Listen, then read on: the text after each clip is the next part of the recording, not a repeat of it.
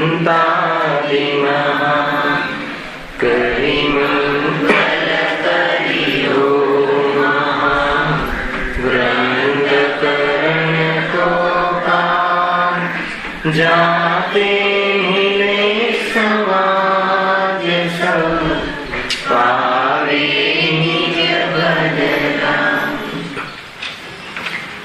જે નિજ ભાવ સદા સુખ નિજનો કરો પ્રકાશ જે બહુવિધિ ભવ દુઃખ તણી કરે છે સત્તાનાશ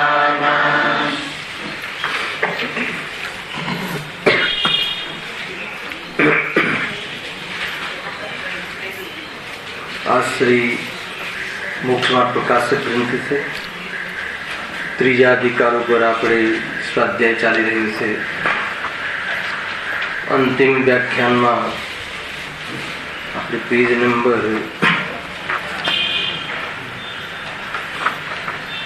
51 પર આવ્યા છીએ. એ ટોપિક પૂરો થયો, પેટા ટોપિક કે આ જીવ દુઃખ દૂર કરવાના જેટલા પણ ઉપાયો કરે છે એ બધા જ ઉપાયો જૂઠા છે. કુલ મળીને જે આ જીવે માને છે કે સંયોગોમાં કમી હોય, ઈચ્છિત સંયોગો ન મળે તો દુઃખનો અનુભવ કરે છે. કુલ મળીને સામગ્રી ઓછી હોય, ઇન્દ્રિય ભોગ પંચેન્દ્રિયના વિષય ભોગની, અર્થાત ઈચ્છિત સામગ્રી ન મળે તો જીવ એમ માને છે કે હું દુઃખી થઈ ગયો. અને એમ માનવાના કારણે સામગ્રી ગ્રહણ કરવાની અર્થાત તો એકઠી કરવાનો પ્રયાસ કરે છે.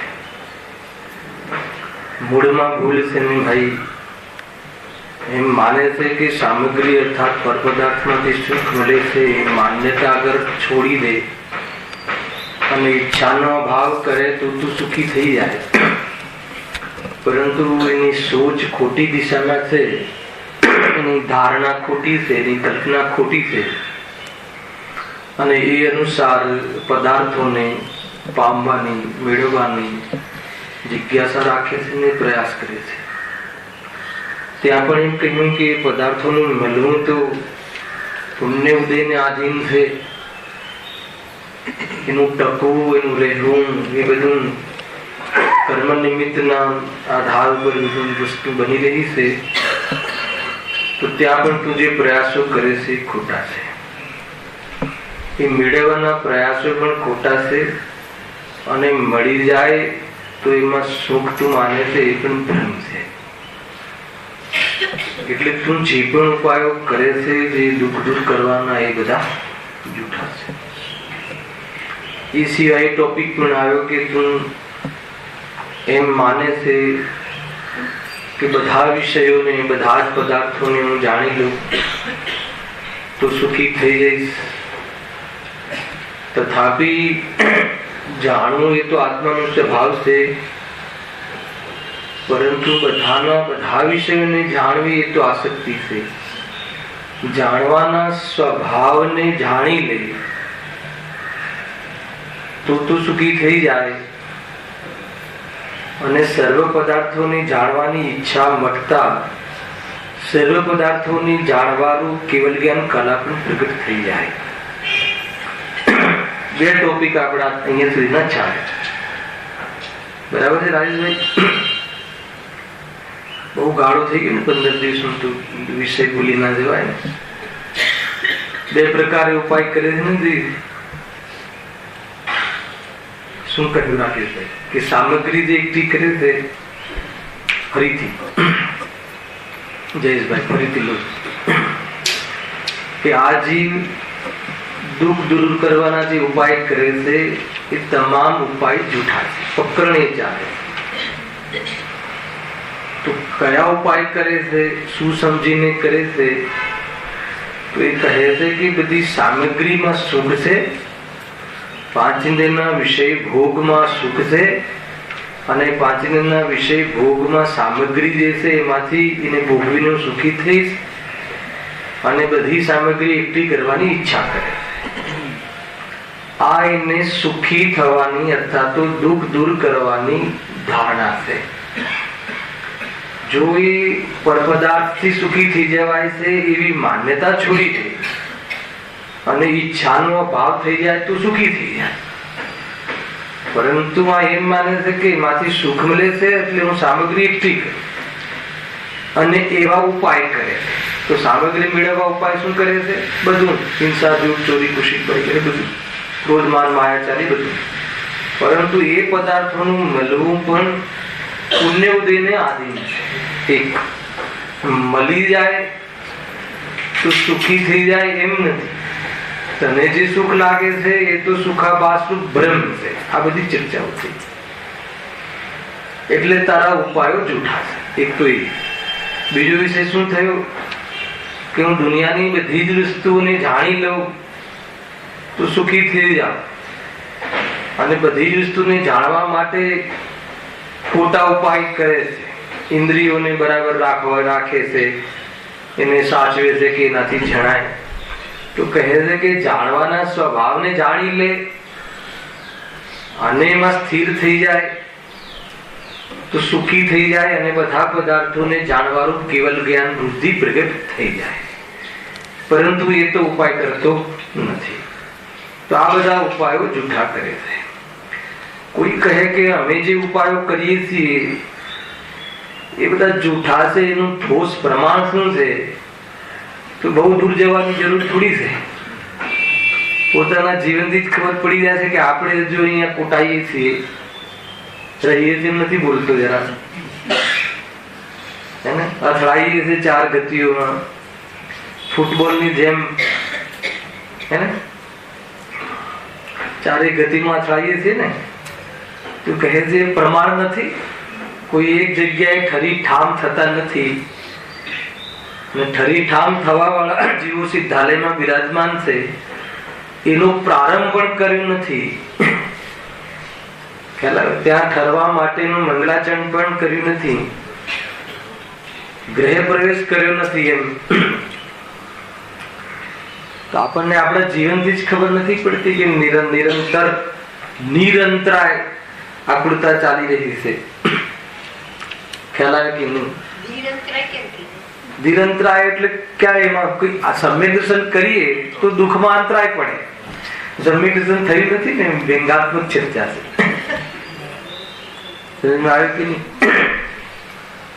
મતલબ આકુલતામાં કોઈ અંતરાય નથી પડતો આપણને, નિરંતર ચાલ્યા કરે. સમ્યક દર્શન થાય તો આકુલતાને અંતરાય પડે, એમ કેવું છે. બરાબર? ધારાવાહી દુઃખ ચાલે છે. આ રીતે દુઃખોની કારા એક પ્રકારથી એકદમ આકુરતા બેચેની નિરંતર.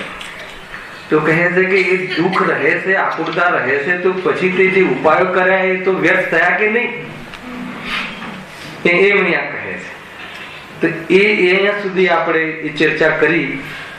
કુલ મળીને આટલો વિષય આપણે થયો. એમાં 51 નંબરના પેજ ઉપર જે પ્રવચન સારની જે ગાથા છે એનું અંતિમ ચર્ચા આપણે અંતિમ વ્યાખ્યાનમાં કરી હતી કે જે આ તું સુખ માને છે એ તો ભ્રમ છે. ખરેખર સુખનો આભાસ છે, એ સુખ છે નહીં. તો એ સુખ છે નહીં, એના માટેની સિદ્ધિ કરી. આપણે જેને સુખ માનીએ છીએ, ઇન્દ્રિય ભોગોમાં જે આકુર સુખ થાય છે, સુખ મળે છે એમ માનીએ છીએ, શાસ્ત્રોમાં એને કઈ પ્રકારથી આપણી બુદ્ધિ છોડાવવા અર્થે એને અનેક પ્રકારે ચર્ચા કરવામાં આવે છે કે ભાઈ એ તો પરાધીન છે, બાધા સહિત છે, લખ્યું છે બધું, વિનાશક છે, આગામી દુઃખનું આમંત્રણ છે, લીધું હતું, વિષમ છે, એક સરખું રહેતું નથી, બદલાયા કરે છે. જે આપણને જે પદાર્થ અત્યારે સુખરૂપ ભાષે છે એ જ પદાર્થ ક્યારેક દુઃખરૂપ ભાષે છે. કાંઈ ઠેકાણા નહીં, એના કોઈ કમિટમેન્ટમાં ઠેકાણા નહીં, કોઈ નિર્ણય નહીં. તો કહે છે કે તું નિર્ણય તો કર. એક વાર એક પદાર્થમાંથી સુખ મળે છે એમ કહે છે, અને બીજી વાર એક પદાર્થમાંથી દુઃખ મળે છે એમ કહે છે. તું છે શું, નિર્ણય તો કર. એ રીતે આખી જે 76મી ગાથાની સુંદર ચર્ચા આપણે લાસ્ટ વ્યાખ્યાનમાં કરી હતી. હવે અંતિમ આજ દરેક કર્મમાં જે દુઃખનું ભાષણ કરાવ્યું છે ઉદયમાં, અને એના પછી એક થોડો પેરેગ્રાફ નાનો મૂક્યો છે પંડિતજી કે દુઃખ નિવૃત્તિનો સાચો ઉપાય શું છે. થોડીક એકમાં આપણને હિંટ આપી દેશે. આખો 9મો અધિકાર છે આના માટે તો, પરંતુ 7 અધિકાર સુધી તો જીવના દુઃખની ચર્ચા પેટ ભરીને કરી છે. દુઃખની ચર્ચા એટલે જે આપણે સુખનો આભાસ છે ને, એ દુઃખ જ છે એકાંતે, એ નિર્ણય કરાવ્યો છે. કેમ કે જ્યાં સુધી આ દુઃખ છે એવો નિર્ણય નહીં થાય, આ આકુરતા છે એવો નિર્ણય નહીં થાય, આકુરતામાં આ જીવ મતલબ કે ભાસ કરી લે છે મંદ આકુરતામાં સુખનો, તો એના માટે અહીંયા એટલી બધી ચર્ચાઓ છે. 7મા અધિકાર સુધી આવશે. એના પછી 8મો 9મો અધિકાર કેવી રીતે દુઃખ દૂર થાય, તો સ્વાધ્યાયના માધ્યમથી તો 4 અનુયોગને ભણવાની પદ્ધતિ, અને એના માધ્યમથી પછી મોક્ષ માર્ગ, મોક્ષમાં જ સુખ છે એની સિદ્ધિ કરી અને ખરેખર સુંદર આ ગ્રંથની એક પ્રકારથી એક દ્રષ્ટિકોણ છે. તો અહીંયા આપણે આજે પ્રારંભ કરીએ છીએ દુઃખ નિવૃત્તિનો સાચો ઉપાય. એ પ્રમાણે આ સંસારી જીવે દુઃખ માટે કરેલા ઉપાય જૂઠા જાણવા. સુખ માટે. એ પ્રમાણે આ સંસારી જીવે સુખ માટે કરેલા ઉપાય જૂઠા જાણવા, અથવા દુઃખ દૂર કરવા માટે જે ઉપાય કર્યા છે બધા જૂઠા જાણવા. તો તેનો સાચો ઉપાય શું છે? પછી પ્રશ્ન તો થાય કે વાત સાચી છે, ચલો એક નિર્ણય પર તો આવી ગયા, તો સાચો ઉપાય શું છે? તો હવે બહુ સુંદર ચર્ચા કે જ્યારે ઈચ્છા દૂર થાય અને સર્વ વિષયનું એક સાથે ગ્રહણ રહ્યા કરે તો એ દુઃખ મટે. બહુ સિમ્પલ ભાષામાં ઈચ્છા મટે. અને આ કેમ આમ લખ્યું કે સર્વ વિષયનું એક સાથે ગ્રહણ કર્યા કરે? યુગપદનું કેમ કન્ડિશન મૂકી? કે કોઈ એક વિષયને જાણે તો બાકીના વિષય સંબંધી જે જ્ઞાન નથી થતું એ જાણવાની આકુલતા રહે. ખ્યાલ આવે કે નહીં? આપણે એક સમયમાં એક વિષયનું જ્ઞાન થાય છે, તો બીજા વિષયને સંબંધી જયારે આપણને જ્ઞાન નથી થતું તો ત્યાં શું થતું હશે એવી આકુલતા રહે. પહેલી કન્ડિશન તો ઈચ્છા મટે. અને ઈચ્છા મટે જે જીવને, સંપૂર્ણ ઈચ્છા મટે એ જીવને, એને અંતર્મૃત કાળમાં સર્વ વિષયનું જાણવું થઈ જાય. ખ્યાલ આ નિયમ છે. અંતર્મૃત કાળમાં, વધારે કાળ નહીં. 12મી ગુણસ્થાનનો કાળ કેટલો છે? અંતર્મૃત કાળ. બરાબર છે. 12મા ગુણસ્થાનમાં જયારે જીવ આવે છે, સંપૂર્ણ મોહ રાગ દ્વેષથી રહિત થઈ જાય, સંપૂર્ણ ઈચ્છાથી. અંતર્મૃત કાળમાં એનું જે જ્ઞાન, જ્ઞાનનો અભાવ, એનો વ્યય અને કેવલ જ્ઞાનનો ઉત્પાદ અને જ્ઞાન ગુણ ધ્રુવ, એવી જાતિની ઉત્પાદિત દ્રવ્ય પરિણતિમાં કેવલ જ્ઞાન 13મા ગુણસ્થાનનો અવતાર થાય છે. નિયમ છે. જો એ એટલા જ વિષયને જાણે, આપણે એક વિષયને જાણીએ તો બાકીના વિષયો જાણવાની આકુલતા રહે છે. એટલા માટે ઈચ્છાનો અભાવ કર અને સર્વ પદાર્થોનું જાણવાનું તો મફતમાં મળી જાય છે. એમ અહીંયા કહે છે. ઈચ્છાનો અભાવ કરવા પછી શું કરવાનું? ઈચ્છાનો અભાવ પછી તો સુખનું વેદન કરે, નિરંતર અનંત સુખ. કઈ રીતે સુખનું વેદન કરવું છે એ પણ એક ઈચ્છા થઈ ને. એ તો આપણે અત્યારે શીખવા માટે સુખનું વેદન કરવું છે. તો જેની ઈચ્છા અભાવ થઈ ગઈ, ઈચ્છાનો અભાવ થઈ ગયો, ત્યાં તો સુખ પ્રગટ થઈ ગયું ને, સંપૂર્ણ સુખ પ્રગટ થઈ ગયું, નિરાકુલ સુખ. પછી કઈ કરવાનું નિર્ભાર, એટલે કે કોઈ વિકલ્પ જ ના રહ્યો ને, તો નિર્ભાર થઈને પછી આનંદ કરે એ રીતે. તો સાચો ઉપાય શું છે? તો જ્યારે ઈચ્છા દૂર થાય અને સર્વ વિષયનું એક સાથે ગ્રહણ રહ્યા કરે તો એ દુઃખ મટે. તો પછી હવે ઈચ્છા કેવી રીતે મટે? પ્રશ્ન તો થાય. અને સર્વ પદાર્થોનું જાણવું કેવી રીતે થાય? તો હવે ઈચ્છા તો મોહ જતા જ મટે. ખ્યાલ? એ મોહ અને ઈચ્છામાં ફરક કરે. ઈચ્છા કોની પર્યાય છે? ચારિત્રિક ગુણની. અને મોહ શ્રદ્ધા ગુણની વિકારી પર્યાય છે. આ બે ગુણમાં જે એનું વિપરીત પરિણમન અર્થાત વિકારી રૂપ પરિણમન છે ને, એ જ મૂળ બગાડ કરે છે આ જીવનનો. તો મોહ શું છે? ભ્રમણા. આપણને ઈચ્છા કેમ થાય છે પર પદાર્થ? દુકાન જવાની ઈચ્છા કેમ થાય છે? સીધી વાત, એમાં ફરવા જઈએ છીએ તો ત્યાં ખાલી ગાતા દસતા રહીએ છીએ કે શાના માટે જઈએ છીએ? એની પાછળ શું છે? આપણું એની પાછળ શું ઉદ્દેશ છે? એની પાછળ શું લોજિક છે? આપણે એની પાછળ શું દૃષ્ટિકોણ છે કે ત્યાં જઈ અને હું વેપાર કરીશ, વેપારથી ધન મળશે અને ધનથી હું સામગ્રી ખરીદીશ અને સામગ્રી હું ભોગવીશ અને સુખની પ્રાપ્તિ. એની પાછળ આટલું મોટું એની સોચ છે. કયા જીવને? દરેક સંસારી અજ્ઞાની જીવને. તમે કહેશો કે અજ્ઞાની પણ જાય છે ને, એ બધી ચર્ચા પછી આવશે ધીરે ધીરે. ખ્યાલ આવે કે નહીં? દેખવાની દૃષ્ટિ છે ને, હવે ઈચ્છા તો મોહ જતા જ મટે અને સર્વનું એક સાથે ગ્રહણ કેવળ જ્ઞાન થતા જ થાય. બે જ ધારા ચાલે છે ને, કેવી સર્વનું જાણવું કેવી રીતે થાય?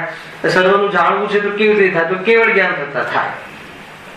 તારે બધું જાણી લેવું હોય તો કેવળ જ્ઞાન કેવી રીતે થાય? તો કે સ્વરૂપમાં આત્મામાં લીન થતા કેવળ જ્ઞાન થાય. તો કે આત્મામાં લીન કેવી રીતે થવાય? અને સાત તત્વ આવે કે નહીં રહે.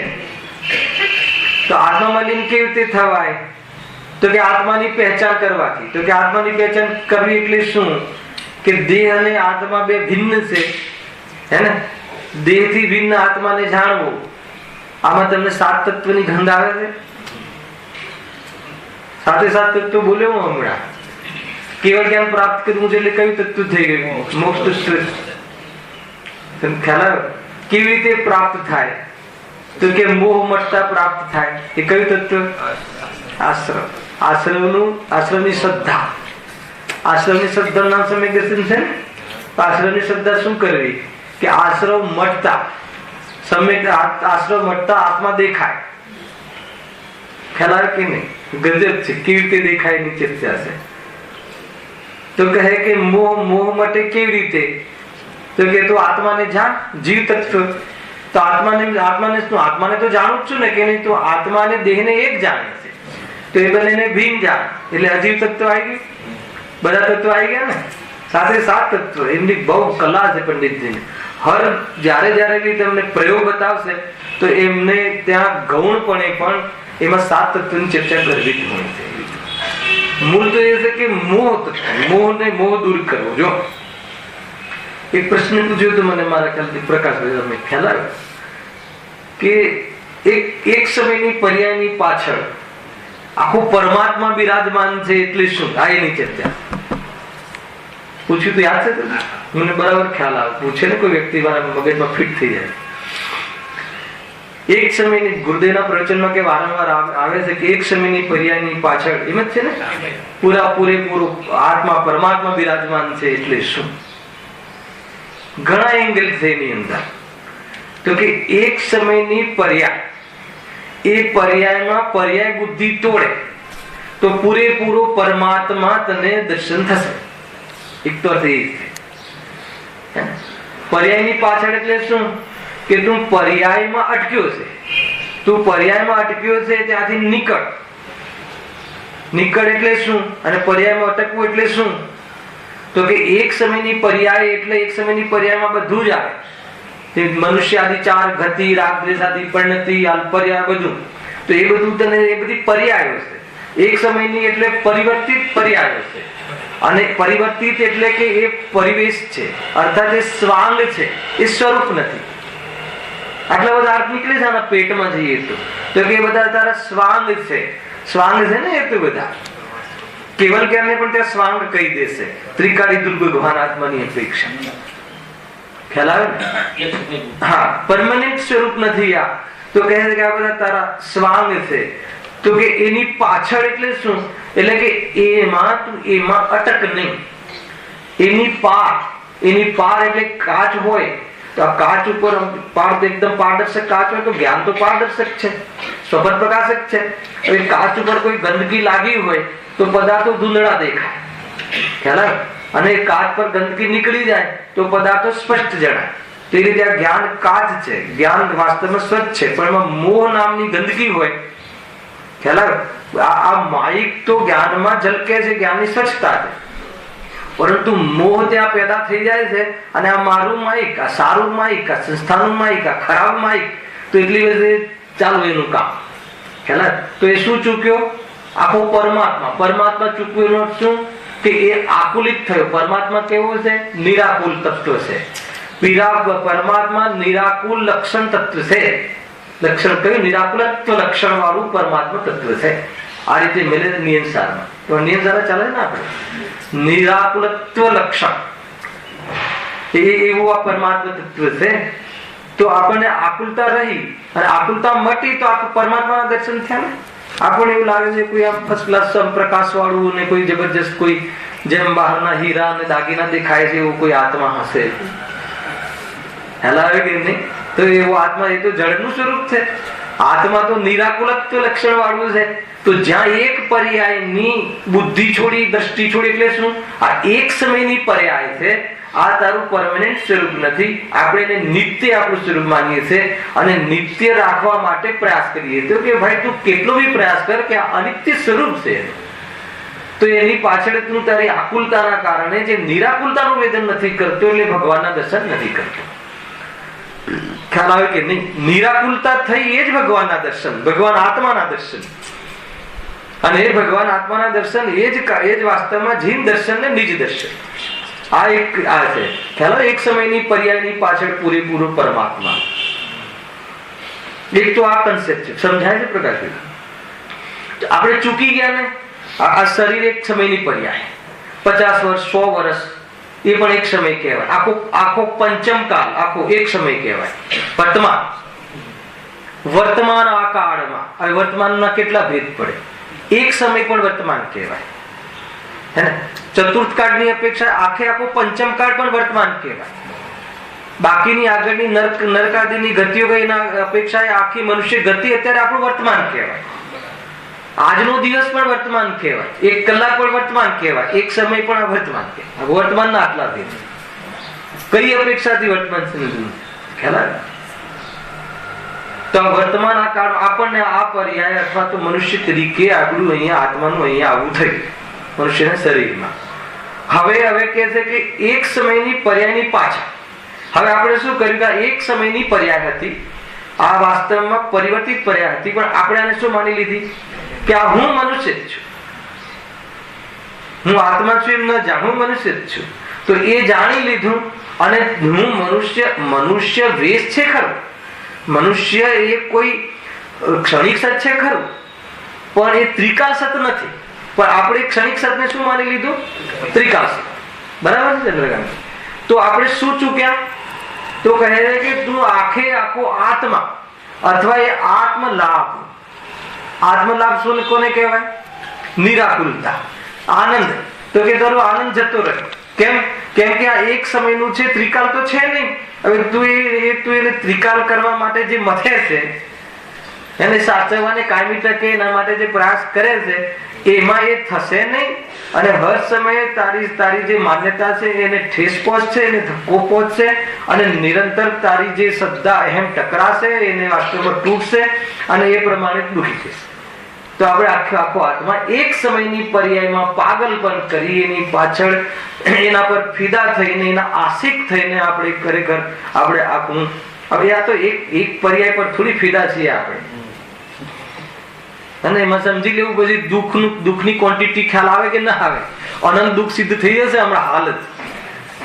ખ્યાલ આવે કે એક પદાર્થની એક સમયની પર્યાય પર ફિદા છે કે બીજા અનેક પદાર્થોની અનેક સમયની. અરે એ તો પરિણામની અપેક્ષા એ થોડા પરિણામની અપેક્ષા એ વાસનામાં તો અભિપ્રાયની વાસનામાં તો દુઃખ કેટલું, ભૂલ કેવડી. ખ્યાલ આવે કે નહીં? ગજબ છે. એ સમજવા જેવું. એક સમયની પર્યાયની પાછળ પરમાત્મા બિરાજમાન છે. આ તું એક સમયની પર્યાયને તું મતલબ કે તું બુદ્ધિ છોડી દે તો તને આખો પરમાત્મા દેખાશે. આખો પરમાત્મા દેખાશે એટલે નિરાકુલતાનું તને સ્વાદ આવશે. અને એ સ્વાદ તને આવી જાય પછી બીજે ક્યાંય સ્વાદ નહીં આવે. એનો અર્થ કે અનંત કાળ તને અનંત ગુણાત્મક આત્માની ઉપલબ્ધિ થઈ ગઈ. આ અર્થ એનો અર્થ આ છે એક સમયની પર્યાયની પાછળ. જાણવા માટે તમે જાણવું થાય છે. હા બે એંગલ તમે મને બતાવ્યા. હા હા હા એ લઈએ છીએ ને, એ પણ લઈશું. હવે બીજો એંગલ જે મેં તમને વાત કરી હતી, શોર્ટકટમાં કઈ નીકળી ગયા તે દિવસે આપણે આવીને સમજાવીશું. બીજું કે જે પર્યાય છે એ પર્યાય કોની પ્રસિદ્ધિ કરે છે? રાજભાઈ, જ્ઞાયકની પ્રસિદ્ધિ કરે છે, દ્રવ્યની. હર પર્યાય પોતાના દ્રવ્યની પ્રસિદ્ધિ કરે છે. ખ્યાલ આવે કે નહીં? અનેક જ્ઞેયાકારોમાં જ્ઞાન સામાન્યની પ્રસિદ્ધિ છે. ખ્યાલ આવે? કેવી? અનેક પ્રતિબિંબમાં, મતલબ એક અહીંયા એક પ્લાયબોર્ડ લગાવેલું છે અને એક અહીંયા કાચ અરીસો લગાવેલો છે, તો બંનેમાં અંતર કેવી રીતે કરશો તમે? કે આ અરીસો જેવું અંતર કેવી રીતે કરશો સમજાય કે એમાં પ્રતિબિંબ થાય છે, એટલા માટે આ અરીસો છે. તો પ્રતિબિંબ થયું, અનેક પ્રતિબિંબ થયા, અનેક આકાર પ્રતિબિંબ થયા અને પ્રસિદ્ધ કોને કરી? દર્પણ. જોયું શું તમે? ખ્યાલ? જોયું શું? પ્રતિબિંબ. નિર્ણય શું કર્યો? દર્પણ છે. ખ્યાલ આવે કે નહીં? ઘરની અંદર સૂતા હોય એ બેડરૂમમાં અને સૂર્યના 2-4 કિરણોનો પ્રવેશ થયો, તો જોયું શું? વેદ્યું શું? કિરણ. બરાબર છે? નિર્ણય શાનો થયો? કે સૂર્ય ઉગ્યો, સૂર્યનો ઉદય થયો. દેખાયો કે નહીં? કિરણ એ સૂર્યથી અભેદ છે. એમાં હર પર્યાય એના પદાર્થને પ્રસિદ્ધ કરે છે. ખ્યાલ? અરે રાગની પર્યાય પણ આત્માને પ્રસિદ્ધ કરે છે. દેખતા આવડવું જોઈએ. રાગની પર્યાય પણ. ખ્યાલ આવ્યો? ગુરુદેવ કહેતા હતા રાગની પર્યાયમાં પણ પોતાનો અંશ છે. હા, જોરદાર વાત તો છે. આ બધી બહુ મોટો વિષય છે. જ્યાં આત્મા હોય ત્યાં રાગ થાય. આત્મા વગર રાગ ક્યાં થાય? હવે આત્મા અને રાગ બે ભિન્ન જાણે તો રાગ પણ આત્માને બતાવી ગયો. ખ્યાલ આવે? એટલું જ કરવાનું હતું. એ તો બંનેને એક માની લીધા, એ ભૂલ થઈ. એવો આત્મા તો હોઈ શકે છે કે જ્યાં રાગ ના હોય, પણ એવો રાગ નથી હોઈ શકતો કે જ્યાં આત્મા ના હોય. ખ્યાલ આવે કે નહીં? હવે દેખવું શું? દેખવાની કલામાં ફરક છે ભાઈ. રાગ પણ દેખાય, આત્મા પણ દેખાય, શરીર પણ દેખાય, બધું જ દેખાય. જ્ઞાન તો નિર્મલતા જ છે. જ્ઞાનની એ નિર્મલતા છે, પણ એ સમ્યક ક્યારે કહેવાય? કે એમાં વિવેક રાખે તો સમ્યક કહેવાય. કે શરીર પૂદગલ છે, રાગ એ વિભાવ છે અને આ જ્ઞાન છે મારો સ્વભાવ છે. એમ જેમ છે એમ જાણે, જેમ છે એમ જાણે નો શું? એમ અનુભવે. અનુભવે એમ શું? કે જે જેનું છે એમ અનુભવ કરે. શરીર આદિ જે રાગ, કલર આદિ, હાઈટ, બોડી આદિ એ શરીરના ગુણધર્મ છે, એ મારા નથી. રાગ આદિ એ વિકૃતિ છે, એ મારો સ્વભાવ નથી. અને જ્ઞાન આદિ મારો સ્વભાવ છે, એમ અનુભવ કરે તો શું થશે? રાગના ફલની વાંછા નહીં રહે. શરીરમાં બદલાતા યોગમાં એને લક્ષ નહીં રહે. ખ્યાલ આવે કે નહીં? રાગનું પોષણ નહીં થાય એટલે નવો રાગ પેદા નહીં થાય, અને રાગ પેદા નહીં થાય એટલે એના નિમિત્તથી મળવા વાળા શરીર મળવાની પરંપરા તૂટી જશે. એટલે શું થઈ જશે? નમો લોહે સબ્બ સિદ્ધાણમ, સિદ્ધ અવસ્થાને પ્રાપ્ત થઈ જશે. બહુ જ બાળકની ભાષામાં આખો પ્રયોગ. ઘણી ચર્ચા થઈ. જાણવું એ ગુનો નથી, માનવું એ ગુનો છે. જાણવું એ તો સ્વભાવ છે, પણ જાણવાના સ્વભાવમાં એકત્વ કરવું. પણ જે જાણવામાં આવે છે એમાં આસક્ત થઈ જવું, અથવા હું ઘણું જાણું છું એમ ગેમ આસક્ત થઈ જવું, તો દોષ છે. ત્યાં ને ત્યાં જ ભૂલ થાય છે. હવે એવું કોઈ કહે કે નહીં, જરા કોઈ બી ગે ઝલકે નહીં જ્ઞાનમાં, અને પછી હું વગર ગે ના જ્ઞાનને હું અનુભવ કરું તો કહે કે નહીં થાય. બને એમ બને? અરે જ્ઞાનમાં ગે ઝલકે છે એ તો જ્ઞાનનું વાસ્તવમાં સ્વરૂપ છે. એ મારું સ્વરૂપ છે એમ અનુભવ કર. પણ મેં આટલું જાણ્યું એમ અભિમાન નહીં કર, અને જે પદાર્થ જાણવામાં આવ્યો એ પદાર્થમાં પ્રેમ નહીં કર, એમાં તું કોઈ કલ્પના નહીં કર. તો કહે કે તને જે જ્ઞાન સ્વરૂપ છે એનો અનુભવ અર્થાત નિરાકુલતા જ્ઞાનાનંદ, એવા જ્ઞાન સાથે આનંદ અથવા એવું જ્ઞાન આનંદને સાથે લઈ આવે છે. એ જે રીતનું જ્ઞાન સમ્યક જ્ઞાન સાથે આનંદને લઈને આવે છે, કેમ કે જ્ઞાન અને આનંદ અવિનાભાવી છે. આ પણ ગુરુદેવની ચર્ચા કરેલી ઘણી જગ્યાએ. ખ્યાલ આવે કે નહીં? જાનંદ માન લો કે ઘડિયાળના જ્ઞાનમાં ઘડિયાળ છે કે જ્ઞાન વિરાજમાન છે. અચ્છા, ઘડિયાળનું જ્ઞાન થાય છે કે નથી થતું, પહેલા ત્યાંથી શરૂઆત કરો. ઘડિયાળ સંબંધી જ્ઞાન થાય છે કે નથી થાય છે?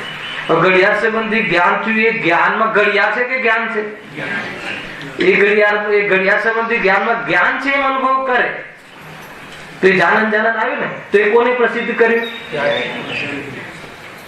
ખ્યાલ આવે કે અરે કોઈ બી વ્યક્તિમાં એ ત્યાં મોજૂદ છે, આત્મા ત્યાં મોજૂદ છે, એ નક્કી કરવા માટે એને સેન્સની પરીક્ષા કરવામાં આવે. નાના બાળકને પણ, નાનું બાળક છે ને, હવે એ બાળકમાં જીવ અથવા કોઈ વ્યક્તિમાં ત્યાં જીવ વિરાજમાન છે કે નહીં, અથવા આ દેહને છોડીને બીજા દેહમાં ગયો કે નહીં, એના માટેની સેન્સની પરીક્ષા કરવામાં આવે છે. ખ્યાલ આવે કે નહીં? એ સેન્સની પરીક્ષા કરવામાં આવે છે ને. આપણે બાળક નામ કરીએ કે હા એ જરા છે ગયો નથી, તો એ જ્ઞાનના માધ્યમથી, તો એ જ્ઞાને કોની પ્રસિદ્ધિ કરી? એ જાણને કોની પ્રસિદ્ધિ કરી? જ્ઞાન જ્ઞાયકને પ્રસિદ્ધ કરતું જ્ઞેયોને પ્રકાશે છે એવું જ્ઞાનનું સ્વરૂપ છે. તો આ જીવે શું ભૂલ કરી? જ્ઞાન જ્ઞાયકનું છે એ તો ભૂલી ગયું. અને જ્ઞેયોની પ્રસિદ્ધિમાં એ લાગી ગયું.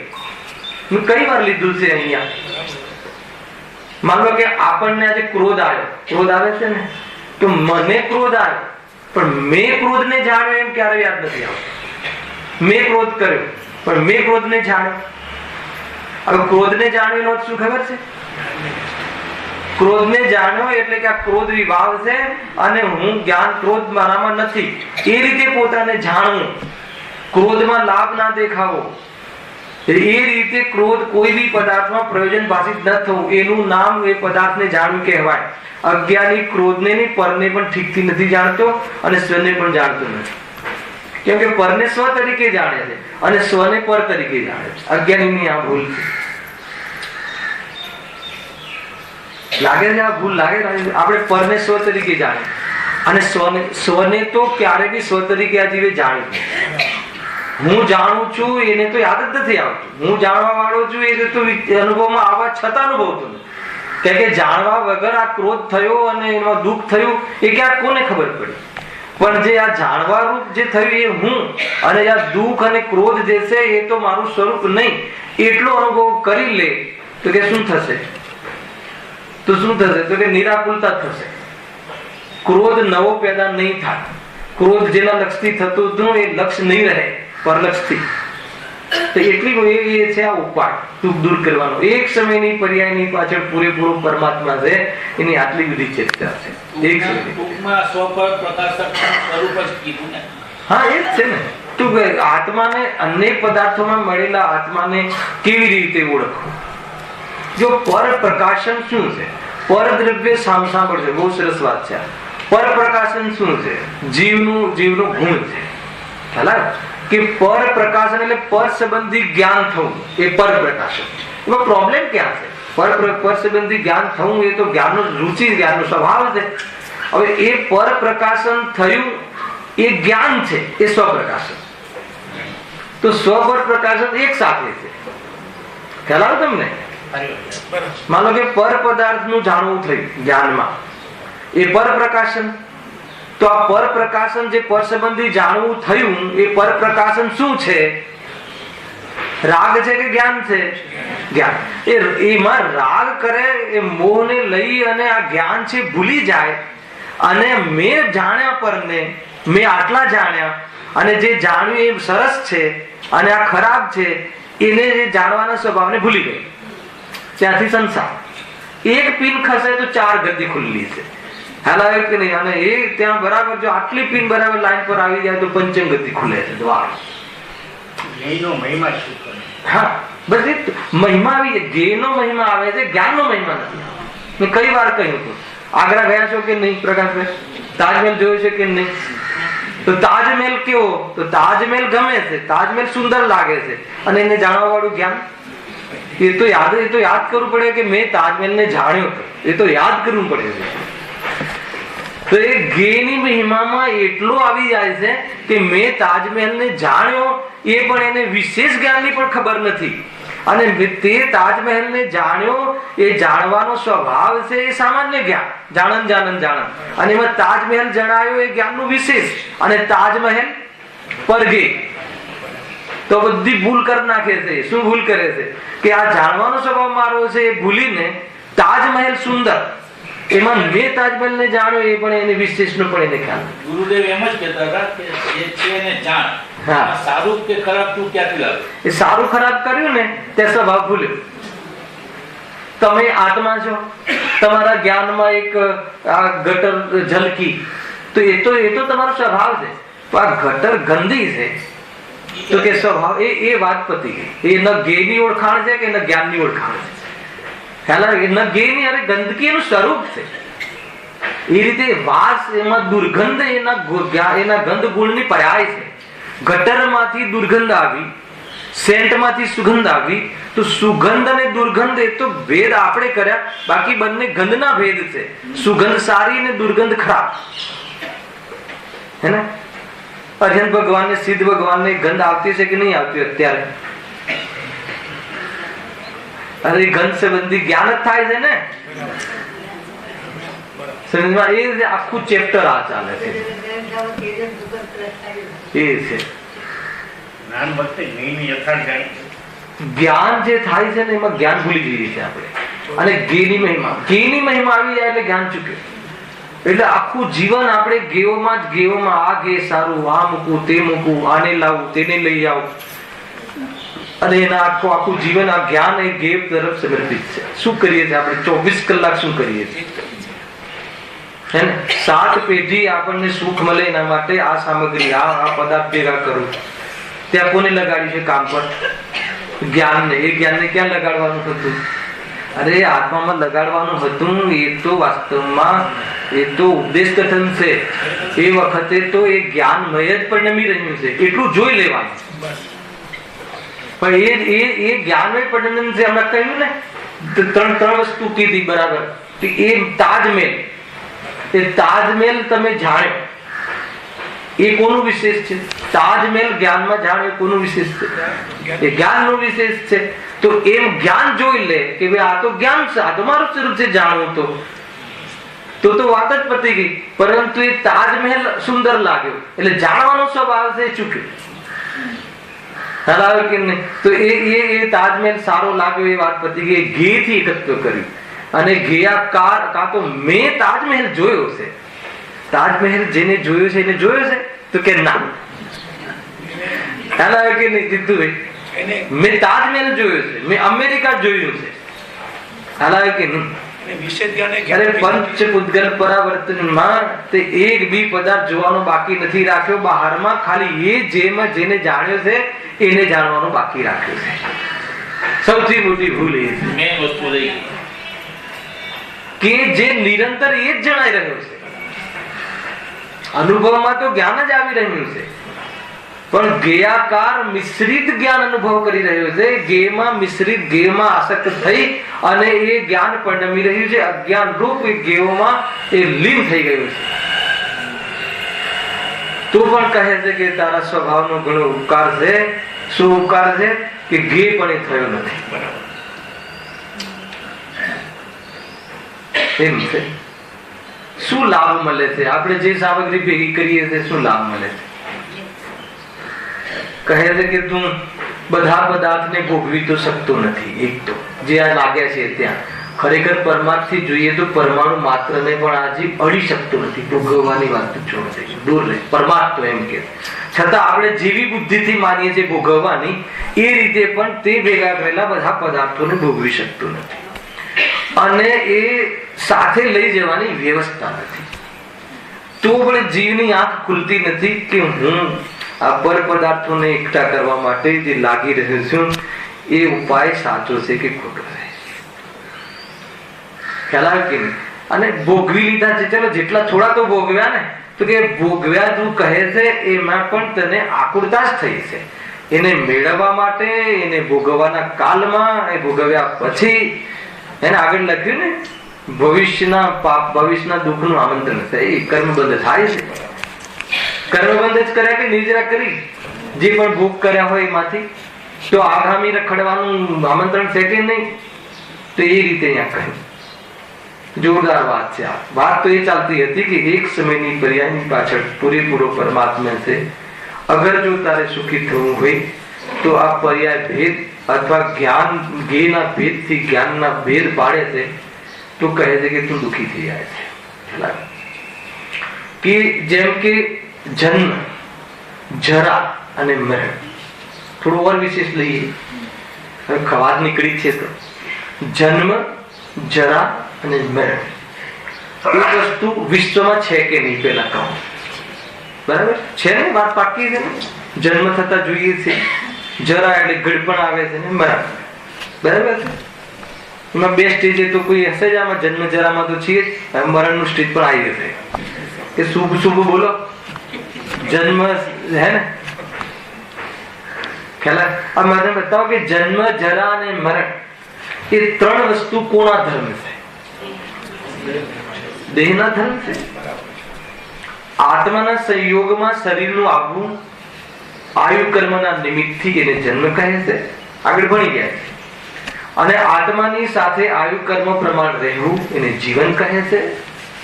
અને આયુ કર્મની સમાપ્તિથી શરીરનું આત્માના સંયોગમાં ન રહેવું એને મરણ કહે છે. આ ત્રણેયમાં આત્મા તો છે જ કોમન. રહેવું ન રહેવું એ તો શરીરનું છે. તો આત્મામાં જન્મ મરણ ક્યાં છે? ખ્યાલ? તો આ બધું શું થઈ ગયું? જન્મ મરણ એ આ ધર્મ, શરીરના ધર્મ અને જ્ઞાનમાં એનું જાણવું થાય. એ વાત પાકી છે. બરાબર? જ્ઞાનમાં જ્ઞેયનું જાણવું થાય છે એટલે જ્ઞાનનું નામ જ્ઞેયાકાર પડે. અને એ જ્ઞાન જ્ઞાયકમાંથી આવે છે એટલે એને જ્ઞાનાકાર પણ કહે. જ્ઞાન એક જ છે એક સમયમાં. બરાબર? હવે એ જાણવું થયું શરીર આદિનું, પણ જ્ઞેયની ઓરથી એને જ્ઞાનમાં ભેદ કર્યો. જ્ઞાનમાં ભેદ કર્યો એટલે શું? એ જ્ઞાન આત્માનું હતું એમ અભેદ ન જોયું અને એ જ્ઞાન વર્તમાન ઉપયોગી શરીર આવતા હું જન્મ્યો એમ આત્મામાં ભેદ કર્યો. આત્મા જન્મ્યો કે આત્મા અનાદિ છે? શરીર સાથે આત્મા રહ્યો કે આત્મા અનંત ગુણો સાથે રહ્યો? આ શરીર જતા આત્મા ગયો કે શરીર ગયું? તો શરીર જતા હું ગયો એમ આત્માને ભેદ રૂપે અનુભવ કરે છે. એટલે આત્માને આત્માનો સ્વાદ અથવા આત્મા સ્વાદ લેતો નથી અથવા તો નિરાકુલતાનું વેદન કરતો નથી. આ ખ્યાલ? આ એક સમયની પર્યાયની પાછળ ભૂલી ગયો તો આત્મા ભૂલાઈ ગયો તો આત્મા નષ્ટ થઈ ગયો. આત્મા તો ભૂલાઈ ગયો છે. ખ્યાલ આવે કે નહીં? તિરોભૂત થઈ ગયું. ક્યાં? દ્રષ્ટિમાં ભૂલાઈ ગયું છે. બસ તો એ દ્રષ્ટિમાં લઈ લે તો કામ થઈ ગયા. તો આખો આત્મા દેખ. પછી તમને કોઈ બી પરિણમનમાં આત્માની શાંતિ અને આત્માનું સ્વરૂપ દેખાશે હર સમય. એક સમયની પર્યાયમાં ન અટકો તો હર સમયની પર્યાય એ પોતાના સ્વરૂપને પ્રસિદ્ધ કરતી પ્રગટે છે તો એ સ્વરૂપને દેખાય. માનો કે તમને રાગ દ્વેષ જણાયા, જેમ મકાન જણાવ્યું ને એમાં રાગ દ્વેષમાં પણ લાગુ પડે. આપણને એમ થાય છે કે રાગ દ્વેષ હું થઈ ગયું. જ્ઞાનીઓ કહે છે કે રાગ દ્વેષ તને જણાય. ખ્યાલ આવે કે નહીં? તો આ રાગ છે, આ દ્વેષ છે, આ તો જણાવ્યા. તો રાગ કેવી રીતે જાણે કે એ રાગમાં આકુરતા છે, દ્વેષમાં આકુરતા છે? એ જણાવે તો એ તો રાગ દ્વેષનું સ્વરૂપ છે. શું પ્રોબ્લેમ છે? એ રાગ દ્વેષનું સ્વરૂપ છે, મારું સ્વરૂપ નથી એમ જા. ખ્યાલ કે નહીં? તો કોઈ પ્રોબ્લેમ નથી. તો એ રીતે પછી રાગ દ્વેષ મટી ગયા તો ન રહ્યા એ જાણ્યું.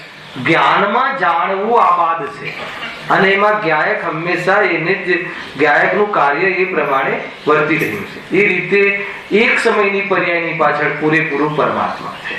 ઘણા લોજિક છે. આ તો આપણે વાત નીકળી હતી ને એટલે એ ચર્ચા પણ એ ચાલે છે કે ઉપાય શું છે. આગળ લખ્યું છે જુઓ. ફરીથી હવે ઈચ્છા તો મોહ જતા જ મટે અને સર્વનું એક સાથે ગ્રહણ કેવળ જ્ઞાન થતા જ થાય. બે ઉપાય બતાવ્યા સુખી થવાના. કયા ઉપાય બતાવ્યા રાકેશભાઈ? એક તો કહ્યું કે ઈચ્છા દૂર થાય અને સર્વ વિષયનું એક સાથે જાણવું થાય. તો એ બે વસ્તુ કરવા માટે શું કરવું? તો કે ઈચ્છા ત્યારે મટે કે મોહ મટે? અંતર પાડજો થોડું. ખ્યાલ આવે છે? ઈચ્છા ત્યારે મટે, કમાવાની ઈચ્છા, ખાવાની ઈચ્છા, ધન કમાવાની ઈચ્છા, જે પણ ભોગ ભોગવવાની ઈચ્છા, શરીર ભોગવવાની ઈચ્છા, એ બધી ઈચ્છા ક્યારે મટે? મોહ એટલે શું? ભ્રમ કે એમાંથી સુખ મળે છે એવી માન્યતા મટે તો ઈચ્છા મટે. ઈચ્છા એના પેલા મંદ પડે, ઈચ્છા વિષય બદલે, એ બધું તો થાય પરંતુ ઈચ્છા મટે નહીં. ઈચ્છા વિષય બદલે, ઘણી વાર ઈચ્છા વિષય બદલે એટલે આપણને એમ લાગે કે ઈચ્છા મટી ગઈ. ખ્યાલ આવે કે નહીં? ઈચ્છા મંદ પડે તો જીવને ભ્રમ થઈ જાય કે ખ્યાલ આવે કે નહીં? તત્વ વિચાર પૂર્વક ઈચ્છા મંદ પડે તો કદાચિત આત્મ કલ્યાણની પાત્રતામાં ગણાય, પરંતુ એ વિષય બદલવાની આદત પ્રમાણે ઈચ્છા બદલાય તો કોઈ કિંમત નથી.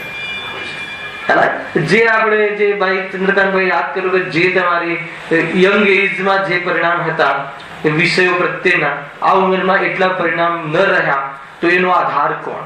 કયા આધાર ઉપર એ પરિણામ બદલાયા? આત્મા તત્વ ચિંતનના આધાર પર મંદ પડ્યા હોય તો પાત્રતામાં જશે. અને હવે એ ઇન્દ્રિયોનું સામર્થ્ય ન રહ્યું, કે નહીં, વાસનામાં પડ્યું રહે, વાસના જવાન બને, તૃષ્ણા વધે, પણ ભોગવવાની સામર્થ્ય ના હોય એટલે પ્રગટ ન રહે તો એની કોઈ કિંમત નથી. અથવા અન્ય કોઈ વિષયમાં કોઈ બીજી જગ્યાએ ઉપયોગ લગાડી દીધું, કોઈ સંસ્થાઓ કે કોઈ અન્ય જગ્યાએ લગાડી દીધું તો અન્ય પ્રકારના પરિણામોમાંથી નિવૃત્તિ થઈ ગયું તો એનું આત્માના આધાર પર શું આધાર છે કે આ પરિણામમાં સુખ નથી, એના આધાર ઉપર મંદ પડે. ખ્યાલ કે નહીં? મોહ મમતાના આધાર ઉપર ઈચ્છા ત્યાંથી વિરામને પ્રાપ્ત થાય તો પાત્રતા, અને મોહ તૂટી જતા ઈચ્છા પેદા જ ન થાય એમના ધર્મ. શું કહ્યું? જીતુભાઈ પકડમાં આવે છે. મોહની મમતા એટલે શું? એટેચમેન્ટ. આમાં સુખ ક્યાં છે? મને સુખ લાગે છે પણ આ તો આકુરતા, અત્યાર સુધી મૂર્ખ હતો એમ એને ખ્યાલ આવે. ઘણો વિષય છે આગળ તો બધું આવવા વાળો છે અને કાલે ઓર ખૂટશે આના વિષયો. આગળ બહુ સરસ વિષયો છે આમાં. તો કહે છે કે પાત્રતામાં જશે અને ભ્રમ તૂટી જાય. ભ્રમ કઈ રીતે તૂટે? કે અરે આ પદાર્થો જે છે એનું મારા જ્ઞાનમાં તો જણાય છે ને જ્ઞાન મારું સ્વરૂપ છે અને આમાં સુખ છે કે એમ સુખ વાસિત ન થાય એવી પ્રતીતિ થઈ જાય તો કહે છે કે પછી એમાં ઈચ્છા ન થાય ગારંટી. અને જે અલ્પ ઈચ્છા થાય છે સંસ્કાર વશ એને જ્ઞાની ધર્માત્મા એને પરઘે તરીકે અનુભવ કરે છે. એટલે હર સમય ઘટતી જાતી સ્થિતિમાં આત્મા વિજ્ઞાન ઘન બની રહ્યો છે. ખ્યાલ આવે કે એ આખી બધી પરિસ્થિતિ ઉભી થાય છે. જ્ઞાનીઓના કથન વાંચી લીધું છે, જો એ લખ્યું છે. હવે ઈચ્છા તો મોહ છતાં જ મટે અને ઈચ્છા મટે તો દુઃખ દૂર થાય, તો આપણે દુઃખ દૂર થઈ જાય. ઈચ્છા કઈ રીતે મટે? મોહ મટે. મોહ એટલે શું લાગે? પરદ્રવ્યમાં માન્યતા, ખોટી કોરી કલ્પના. એના વગર કોઈ પણ જીવ બહારમાં કદાચ ગજબ છે કે મોહ મંદ પડ્યા વગર ઈચ્છા તો એટલી મંદ પડી જાય છે કે દ્રવ્યલિંગી પણ આવી જાય. ગજબ છે. ખ્યાલ આવે છે શું કીધું? મોહ બિલકુલ મંદ ના પડ્યો હોય, બિલકુલ. એટલે કે મોહ એટલે પર પદાર્થ થી પોતાની હયાતી માનવી, જ્ઞાનની સત્તામાં જ્ઞેયની સત્તા સ્વીકારવી, એ મોહ. અથવા પરદ્રવ્યના આધારે પોતાની સત્તાનો અનુભવ કરવો. સાંભળજો, એમાં જરા પણ ઢીલાશ નહીં. અને બહાર ભોગોમાં એટલી મંદતા કે મહાવ્રતનું પાલન કરે. જયભાઈ પકડમાં આવે છે? વાત બહુ જોરદાર વાત છે. મહાવ્રતનું પાલન કરે, શાસ્ત્રોમાં આવે ને ક્ષાર છાટે તો પણ ઉહ ના કરે, એટલું જોરદાર મતલબ કે એની ભાવ મંદ, એટલી કશાય મંદ, પેલા પદાર્થ બીજા જીવ પ્રત્યે એટલો દ્વેષ નહીં. આપણે એને જ્ઞાની માની લઈએ અને ત્યાં કહે છે સર્વજ્ઞ ભગવાનના જ્ઞાનમાં એમ આવે છે કે આનો જો મોહ જરા પણ જોતોની વાત ત્યાં નથી. એ તો આપણે કહીએ છીએ કે એમને તો ચોખ્ખું દેખાય કે આનો મોહ ઢીલો પડ્યો જ નથી. કઈ રીતે ઢીલો પડ્યો નથી? આ ક્ષાર છાટ્યો ને ઉહ ન થયું એના આધાર ઉપર પોતાને મુનિ માને. વાત કઈ ખતમ, એટલે હું મુનિ. હવે તમે વિચાર કરો, હું મંદિર આવું એટલે મુમુક્ષ છું, હું ગુરુદેવનું પ્રવચન સાંભળું એટલે મુમુક્ષ છું, હું રાત્રિમાં ભોજન ના કરું એટલે મુમુક્ષ છું. સમજમાં આવે છે કે હું શાસ્ત્રનો જાણકાર છું એટલે મુમુક્ષ છું, હું પ્રવચન ટોપ કરું છું એટલે મુમુક્ષ છું, હું સાત તત્વના વારામાં મને બરાબર યાદ છે એટલે મુમુક્ષ છું, અમે ચિંતન બહુ કરીએ છીએ એટલે મુમુક્ષ છું, અમે ચર્ચામાં અમે તો બસ બીજા પાપના કારણો છોડી દીધા છે અને બસ આ જ કાર્યક્રમમાં રહીએ છીએ એટલે મુમુક્ષ છું. જે તમારી પહેચાન આપો છો મુમુક્ષુની બાહ્ય પહેચાન પણ નથી અગર એમાં વધારે એટેચમેન્ટ થતી હોય. યદ્યપિ આત્માની એટેચમેન્ટ છૂટી હોય છે, મંદ પડી હોય છે, આવામાં જોવા મળે, એની ના નથી, પરંતુ એની એટેચમેન્ટ જો વધારવાની એની પુષ્ટિ હોય તો કહે છે કે તું ત્યાં રહીને મિથ્યાત્વનું પોષણ કરે છે કે તું ઉલટી દિશામાં. અને કોઈ એમ કહે દુકાનમાં આખો દિવસ બેસતો હોય એને કહો અમે તો દરેક એક પ્રવચનો તમારી સામે બેઠા હોઈએ છીએ, ગુરુદેવનું પ્રવચન છોડતા નથી, તો કહે છે કે આખિરકાર તો તું ગેયોની આસક્તિ છે. આ ગેયોની આસક્તિ છે.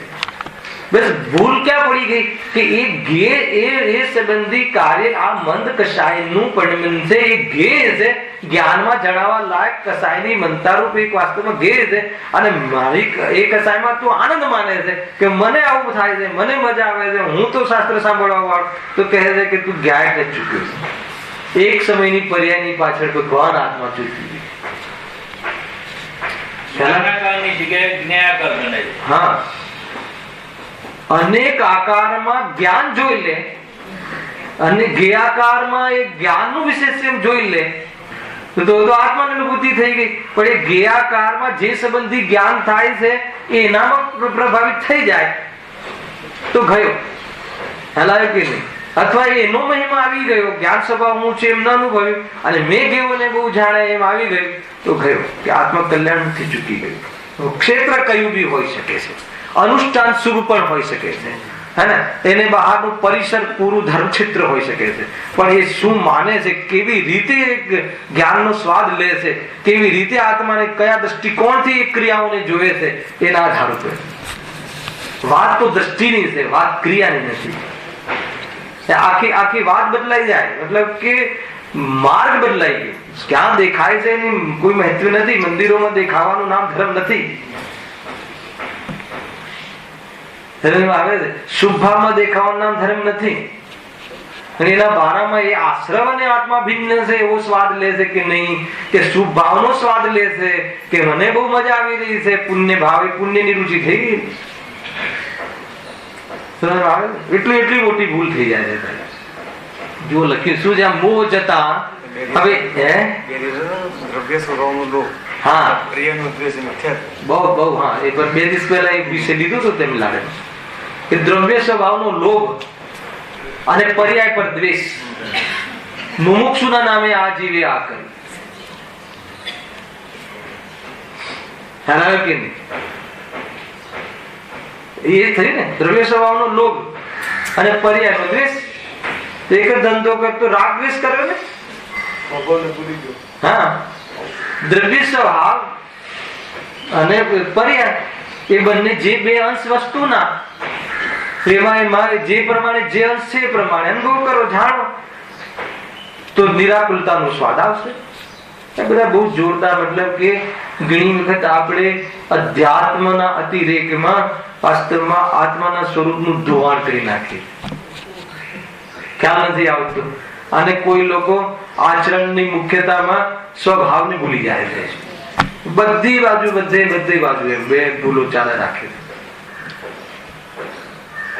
બહુ બેલેન્સ જીવન, નિશ્ચય અને વ્યવહાર. પંડિત ટોડરમલજી કહે છે કે બંને નયુંનું કેવી રીતે ગ્રહણ કરવું એ પહેલા પેજ ઉપર લખ્યું છે મોક્ષમાં પ્રકાશકમાં. જો આપણે લીધું પણ હતું એની ચર્ચા. એ રીતે ઈચ્છા મટે તો સુખી થાય, અને સર્વ પદાર્થોનું જ્ઞાન થઈ જાય તો સુખી થઈ જાય. તો ઈચ્છા તો ત્યારે મટે કે જ્યારે મોહ મટે, અને સર્વ પદાર્થોનું જાણવું તો ત્યારે થાય કે કેવળ જ્ઞાન થાય. બરાબર છે? આ હેતુ આપ્યો.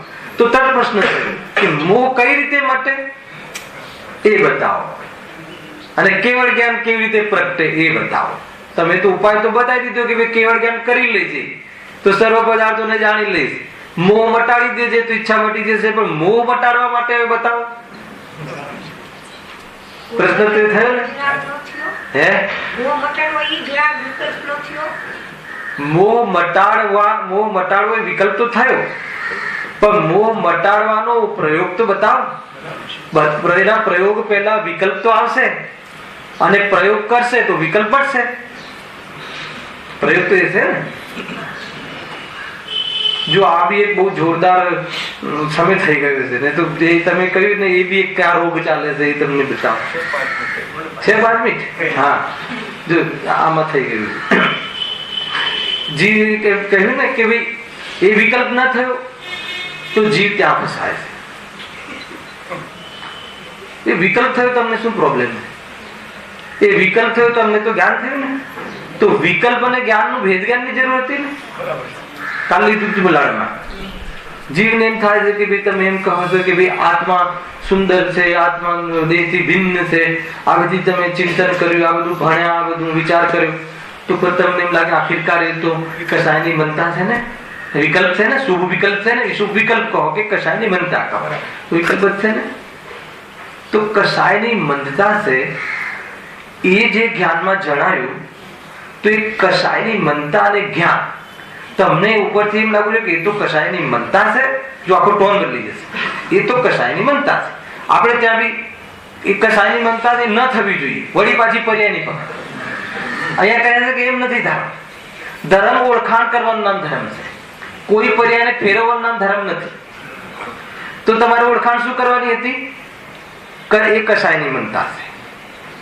ચાલો, અને કસાયની મનતા છે એનો અર્થ કે મારો સ્વભાવ નથી. એ અનુભવમાં આવે તો ક્યાં પ્રોબ્લેમ છે? પણ છતાં કસાયની મનતા તો થઈ ગઈ ને. તો હજુ મને કસાયની મનતા થઈ એમ અનુભવ કરે છે. તો ગે મિશ્રિત અનુભવ કરે છે. એ તો ગે હતો ને. તમને તો કસાયની મનતા થઈ એમ ખ્યાલ આવે ને, તો તમને જેમાં ખ્યાલ આવ્યો એનો અનુભવ કરો ને. પણ જે ખ્યાલ આવ્યો કસાયની મનતા, હજુ કસાયની મનતા છે, એનો અર્થ કે હજુ મારે હું કસાયની મનતા રૂપ અનુભવ કર્યો ને. તો કસાયની મનતા મને છે એ અનુભવનું નામ મિથ્યાત્વ છે. મોહ મટાડવાનો વિકલ્પ આવ્યો તો એ વિકલ્પ છે ને એ હું નથી, એ સમ્યક દર્શન છે. અને હજુ વિકલ્પ તો રહ્યો ને તો કે મિથ્યાત્વ છે. ખ્યાલ આવ્યો કે નહીં? વિકલ્પ અને અર્થાત જો એટલા માટે ગુરુદેવ કહ્યું કે રાગ અને જ્ઞાન નું ભેદ વિજ્ઞાન, પહેલા આખા પ્રકરણનો આ એ શરૂઆત છે કે લીધો ને પહેલો જ પાઠ છે કે જે મનુષ્ય ગતિ પ્રમાણે જન્મે છે તો એમાં શરીર છે એની પર્યાયો થાય છે, અને રાગદ્વેષ પણ થાય છે, અને જ્ઞાન પણ થાય છે, પણ તનેને ત્રણેયને એક માને છે. એ ચાલે છે. રાગ અને જ્ઞાન ને એક માને છે. અરે રાગ થવું અલગ છે અને બંનેને એક માનો અલગ છે. આ મૂળ વાત છે. રાખી પકડજો વાત. કસાયની મનતા થવી અલગ વાત છે, અને કસાયની મનતા અને જ્ઞાન ને મને કસાયની મનતા તો થઈ, એ તો ભાઈ કસાયની મનતા થઈ ને, એટલે મને તો હજુ કસાયની મનતા થઈ ને, હજુ તો એની સાથે એકત્વ કરે છે. એ કસાયની મનતા છે, અને એ કસાયની મનતા છે એવું જાણ્યું એ જ્ઞાન છે, અને એ જ્ઞાન કસાયની મનતાને જાણવાથી જ્ઞાન કસાય નથી થતું, અને એ બે રીતે ભિન્ન રહે છે. તો બે ભિન્ન ધારા જેને પડી જાય છે એ કસાયની મનતામાં ક્યારે પણ બે સ્ટેજ ઉભા થાય. કસાયની મનતા છે એમાં એને કોઈ ભય નથી લાગતો, કેમ કે એના ફટની ઈચ્છા નથી. અને કોઈ જીવ કસાયની મનતા હોય તો એમ થાય ને, એક તો ભય રૂપ પરિણમન કરે છે. કસાયની મનતા છે જોરદાર એનું ફળ આવે તો એ એકત્વ થઈ ગયું. કસાયની મનતાથી ભય કરવો એ બી એકત્વ છે, અને કસાયની મનતામાં મજા લાગવી એ પણ એકત્વ છે. આ કસાયની મનતા છે એવો જે એનામાં ખ્યાલ આવ્યો, એ ખ્યાલ આવવો એ જ્ઞાન છે. એમ અનુભવ કરે તો કહે છે કે એ જ વાસ્તવમાં અનુભવ આત્માનો અનુભવ છે. હા, એ સ્વાદ આવે જ નહીં. સહજાનંદ